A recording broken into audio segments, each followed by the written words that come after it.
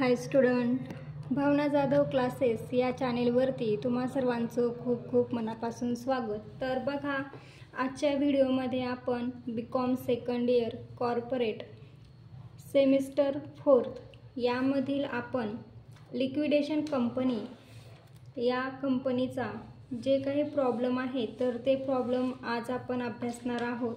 बघा, हा जो काही प्रॉब्लेम आहे तर हा प्रॉब्लेम तुम्हाला गेल्या पेपरमध्ये जे काही BCom सेकंड इयर 4 सेमिस्टर या एप्रिलमध्ये जो तुमचा पेपर होणार आहे तर त्या पेपरची प्रॅक्टिससाठी हा क्वेश्चन लिक्विडेशन क्वेश्चन आज आपण सोडवणार आहोत. तर जे चॅनलवर नवीन असतील त्यांनी चॅनलला सबस्क्राईब करा, व्हिडिओ आवडला तर नक्की लाईक करा आणि तुमच्या मित्रमैत्रिणींना व्हिडिओ शेअर करा.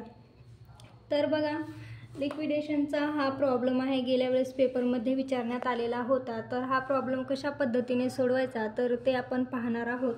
तर बघा, पहिल्यांदा आपण पूर्ण प्रॉब्लेम हा वाचून घेऊया, त्याच्यानंतर याचा आन्सर कसं सोडवायचं तर ते मी तुम्हाला सांगणार आहे. तर बघा, यावेळेस जे BCom 4 सेमिस्टर ज्यांचं चालू आहे तर त्यांची एक्झाम 8 एप्रिल 2024 या दिवशी कॉर्पोरेटचा पेपर असणार आहे. तर त्यामध्ये तुम्हाला क्वेश्चन दुसरा लिक्विडेशनवरती विचारण्यात येईल.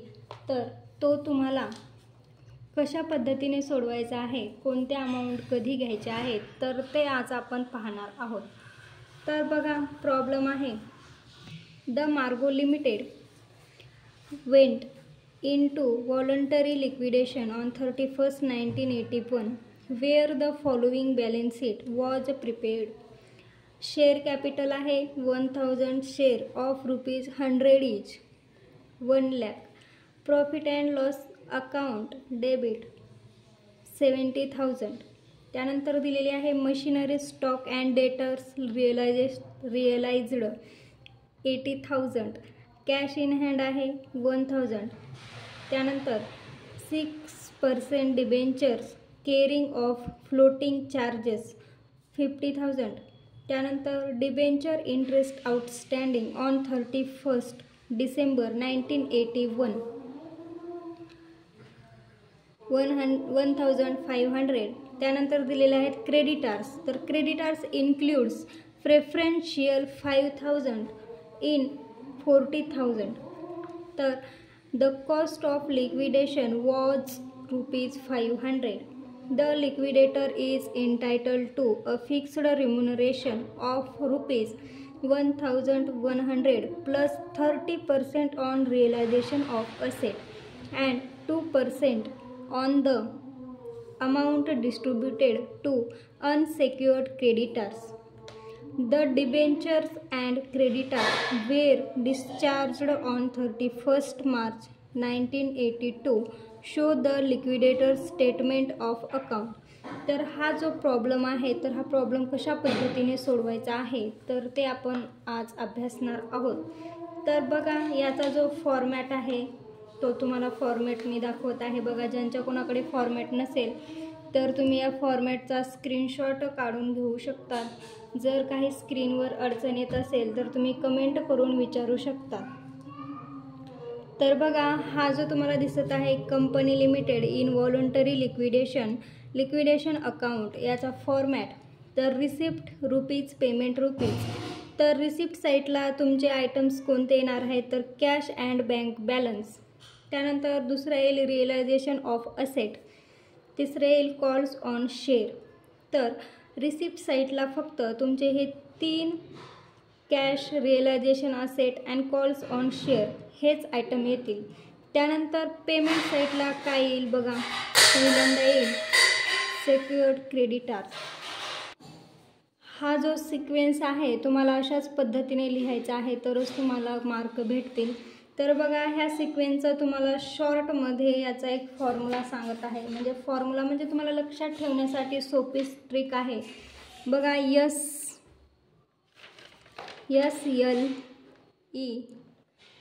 SLEPD slipped UPS. म्हणजेच बघा, यसचा अर्थ आहे सेक्युअर्ड क्रेडिटार्स. त्यानंतर L लिक्विडेटर्स रिम्युनरेशन. त्यानंतर E म्हणजेच cost of expenses of weeding up. त्यानंतर पी प्रेफरन्शियल क्रेडिटार्स, त्यानंतर 5वा आहे डी डिबेंचर होल्डर्स, 6वा आहे यू अनसेक्युअर्ड क्रेडिटार्स, 7वा आहे प्रेफरन्स शेअर होल्डर्स आणि 8वा आहे इक्विटी शेअर होल्डर्स. तर अशा पद्धतीने हा फॉर्मॅट आहे. तुम्हाला लक्षात ठेवण्यासाठी तुम्ही ह्या स्लिप्ड UPS या फॉर्म्युलेचा वापर करू शकतात. म्हणजे हे तुम्ही लक्षात ठेवलं तर तुम्हाला SLEPD UPS, तर याचे secured creditors, liquidator, cost of expenses, preferential debenture holder, unsecured creditors, preference shares holder आणि इक्विटी शेअर होल्डर्स हे नावं तुम्हाला लक्षात यायला हवेत. तर बघा याचा आपण आन्सर कशा पद्धतीने सोडवायचा आहे. ज्या पद्धतीने तुम्हाला सोपं जाईल त्या पद्धतीने तुम्ही सोडवू शकता. जर तुम्हाला अगोदरच याच्यापेक्षा सोपी पद्धत माहिती असेल तर ती तुम्ही त्या पद्धतीने सोडवू शकता. तर बघा पहिल्यांदा आपण क्वेश्चन वाचून घ्यायचा आहे, पूर्णपणे रीड करून घ्यायचा आहे. त्यात काही अडचण असेल तर तुम्ही कमेंट करून सांगू शकता. तर बघा तुम्हाला जे आहे तुम्ही अगोदर वर्किंग नोट कशा पद्धतीने लिहायची. तर बघा तुम्ही अशा पद्धतीने फॉर्मॅट आखून घ्यायचा आहे, याच्यामध्ये लाईन सोडायच्या आहेत. त्यानंतर तुम्ही सगळ्यात अगोदर याची वर्किंग नोट करायची आहे. तर वर्किंग नोट करत असताना काय लक्षात घ्यायचं आहे. तर बघा आपल्याला प्रश्नामध्ये फिक्स्ड रेम्युनरेशन विचारलेलं आहे. तर वर्किंग नोटमध्ये आपल्याला फिक्स्ड रेम्युनरेशन हे आपल्याला विचारलेलं आहे. तर आपल्याला फिक्स्ड रेम्युनरेशन किती आहे आपलं 1100. तर आपल्याला हे कॅल्क्युलेट करायचं असतं तर असेटवरती. तर बघा इथे फिक्स्ड रेम्युनरेशन आहे 1100. तर ही झाली आपली पहिली वर्किंग नोट. त्यानंतर दुसऱ्यांदा लिहायचं आहे आपल्याला काय विचारलेलं आहे 30% ऑन रिअलायझेशन ऑफ असेट. तर 30% ऑन रिअलायझेशन ऑफ असेट, तर असेटवरती आपल्याला 3% असेट रिअलायझेशन हे कॅल्क्युलेट करायचं आहे. तर हे 80,000 जे आहेत हे कसे आले हे आपण पाहणार आहोत. तर बघा त्यानंतर तुम्हाला विचारलेलं आहे 2% on the amount distributed to unsecured creditors. तर अनसेक्युअर्ड क्रेडिटार्स तुम्हाला काढायचे आहेत. त्यानंतर अनसेक्युअर्ड क्रेडिटार्सची आपण वर्किंग नोट नंतर करणार आहोत. तर बघा चला आपण प्रॉब्लेम कशा पद्धतीने सोडवायचा आहे. तर बघा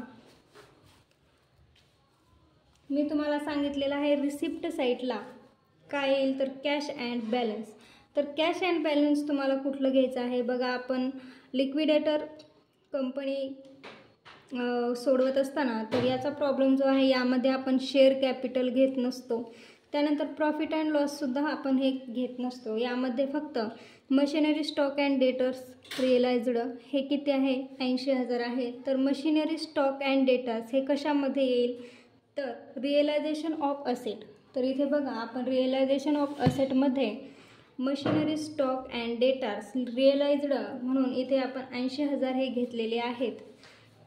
त्यानंतर आपल्याला हे ॲडजस्टमेंट आपली सोडून झालेली आहे. त्यानंतर आहे कॅश इन हँड. तर कॅश इन हँड हा आयटम कुठं येईल आपला तर हा येईल कॅश अँड बॅलन्स. इथे जे काही तुम्हाला कॅश बँक बॅलन्स जे विचारलेलं राहतं तर ते तुम्हाला रिसिप्ट साईटला कॅश अँड बॅलन्स इथे तुम्हाला हे 1000 मेन्शन करायचे आहेत. त्यानंतर आपल्याला कॉल्स ऑन शेअर्समध्ये काय विचारलेलं आहे का तर नाही विचारलेलं, त्याच्यामुळे याच्यामध्ये काहीच येणार नाही, याच्यामध्ये येईल नील. त्यानंतर बघा पेमेंट साईटला इथे बघा 6% debenture caring on floating charge 50,000. तर हे कुठं येईल तर बघा जे काही तुमचे डिबेंचर तुम्ही लिहिलेलं आहे इथे बघा डिबेंचर 50,000 जशाच तसे तुम्हाला इथे लिहून घ्यायचे आहेत. त्याच्यानंतर debenture interest outstanding on 31 December 1981 1500 रुपये हा डिबेंचर इंटरेस्ट तुम्हाला दिलेला आहे. तर हा सुद्धा आउटस्टँडिंग आहे, त्याच्यामुळे हा आपण आहे तेवढाच ॲज इट इज इथे लिहून घ्यायचा आहे.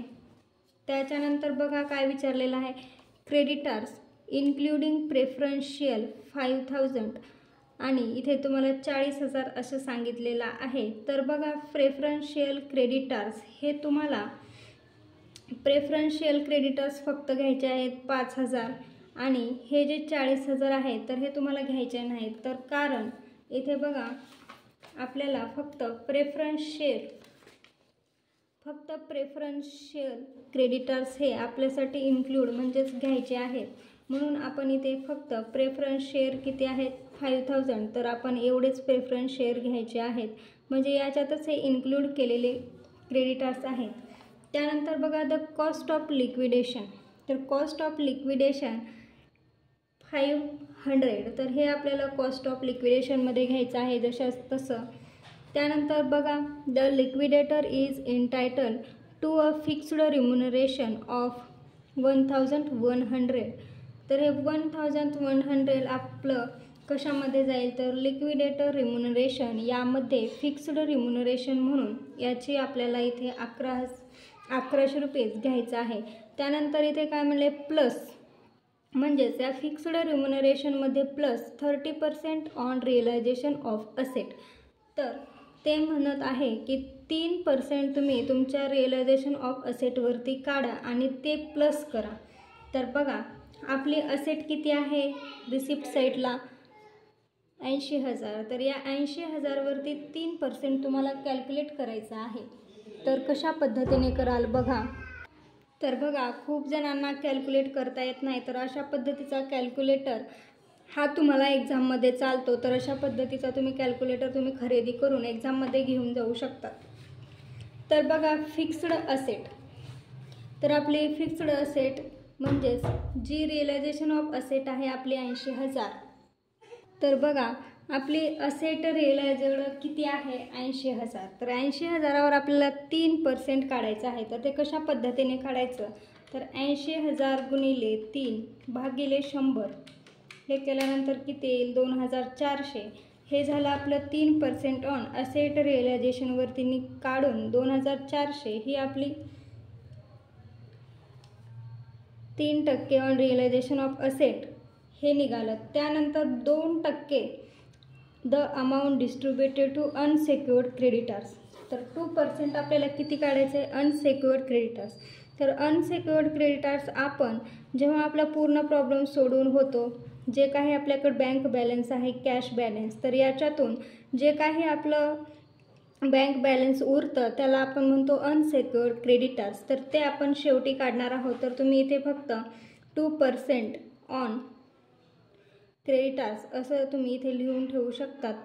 त्यानंतर बघा the debenture and creditors were discharge on 31 March 1982 show the liquidator statement of account, तर बघा इथे आपण पूर्ण अमाऊंट घेतलेले आहेत.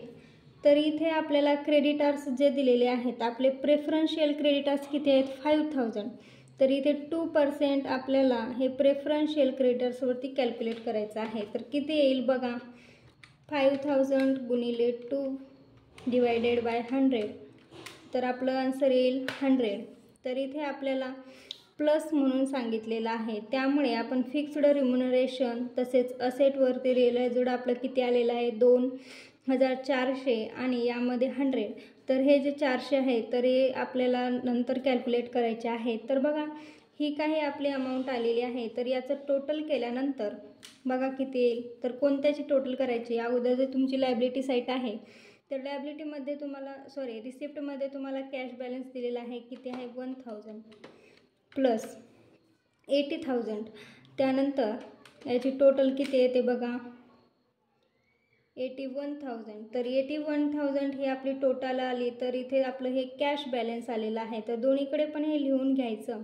त्याच्यानंतर आपल्याला बघा अनसेक्युअर्ड क्रेडिटर्स कसे कॅल्क्युलेट करायचे, तर अनसेक्युअर्ड कॅल्क्युलेट करत असताना जे काही आपलं पेमेंट साईडला जे काही आपण असेट लिहिलेले आहेत म्हणजे लिक्विडेशन रिम्युनरेशन त्याचबरोबर प्रेफरन्शियल क्रेडिटर्स, तर बघा अनसेक्युअर्ड क्रेडिटर्स कॅल्क्युलेट करत असताना आपण जे काही आपलं बॅलन्स अवेलेबल आहे 81,000, तर 81,000 मायनस हे जे आपलं आलेलं आहे फिक्स्ड रिम्युनरेशन 1100 मायनस 2400 मायनस 100, याला आपण घेतलेलं नाही कारण आपण हे अनसेक्युअर्ड क्रेडिटर्स आपण काढणार आहोत. तर त्याच्यातनं मायनस कॉस्ट ऑफ लिक्विडेशन त्याचबरोबर प्रेफरन्शियल क्रेडिटर्स 5000 आणि आपलं डिबेंचर आहे 50,000 मायनस डिबेंचर इंटरेस्ट आउटस्टँडिंग आहे 1500. तर हे कॅल्क्युलेशन केल्यानंतर आपलं आन्सर येतं 20,400. तर हे जे 20,400 आहे तर हे आहेत आपले क्रेडिटर्स. तर हे 20,400 आपले क्रेडिटर्स आहेत. तर बघा एकूण आपले क्रेडिटर्स किती सांगितलेले आहेत. ॲडजस्टमेंट बघा इथे, क्रेडिटर्स इन्क्लुडिंग प्रेफरन्शियल 5,000 आणि 40,000. तर बघा पूर्ण क्रेडिटर्स आपले आहेत 40,000. त्याच्यातले अनसेक्युअर्ड किती आहेत आपले 35,000 आणि प्रेफरन्शियल्स किती राहिले आपले 5,000. तर हे झाले प्रेफरन्शियल आणि हे झाले अनसेक्युअर्ड क्रेडिटर्स. तर बघा यामधनं आपण जे काही आपलं अनसेक्युअर्ड क्रेडिटर्स आलेलं आहे 20,400. तर यामधून आपण 400 आपण मायनस केलं, त्यानंतर आपलं बॅलन्स उरतं 20,000. तर 2% ऑन अनसेक्युअर्ड क्रेडिटर्स यावरती आपल्याला 2% काढायचं आहे. तर यावरती तुम्ही 20,400 गुणिले 2/100 जर केला तर तुमचा आन्सर येईल 400. तर हे जे 400 आहे तर हे 400 तुमचे इथे अनसेक्युअर्ड आले आणि तुमचे जे काही उरलेले अनसेक्युअर्ड क्रेडिटर्स आहेत तर हे 20,000 तुम्हाला इथे लिहायचे आहेत. त्यानंतर तुमचे फिक्स्ड रिम्युनरेशन ते 100 इथंपर्यंत तुम्हाला याची टोटल करून ही टोटल तुमची आउटरला 4,000 लिहायची आहे. तर यानंतर तुम्ही ही पेमेंट साईजची टोटल करा. बघा एवढीच येते का. जर तुमचं हे बॅलन्स फिगर जर सेम आले तर तुमचा प्रॉब्लेम हा ॲक्युरेट बरोबर आला. तर अशा पद्धतीने याची वर्किंग नोट करायची आहे. जर काही अडचण असेल, प्रॉब्लेम समजला नसेल तर कमेंट करून विचारू शकतात. 2-3 वेळेस याची प्रॅक्टिस केलात तर तुम्हाला हा प्रॉब्लेम येऊन जाईल. तर अशा पद्धतीने तुम्हाला पेपर सोडवत असताना अशा पद्धतीने हा फॉर्मॅट, याचा आन्सर, त्याचबरोबर ही जी काही याची वर्किंग नोट आहे तर अशा पद्धतीने करायची आहे. तर नेक्स्ट व्हिडिओमध्ये आपण 2023मध्ये झालेला जो काही कॉर्पोरेट अकाउंटचा पेपर आहे तर त्यामधील अमलगमेशन याचा प्रॉब्लेम कशा पद्धतीने सोडवायचा आहे तर ते आपण पाहणार आहोत आणि सोप्यात सोप्या पद्धतीने ते आपण अभ्यासणार आहोत. जर चॅनलवरती नवीन असाल, चॅनलला सबस्क्राईब केलं नसेल तर करून ठेवा, जेणेकरून तुम्ही जर BCOMमध्ये शिकत असाल तर BCOMच्या सर्व नोट्स, तसेच 12वीमध्ये शिकत असाल तर 12वीचा पूर्ण स्वाध्यायाची उत्तरे या चॅनलवरती भेटून जातील. धन्यवाद.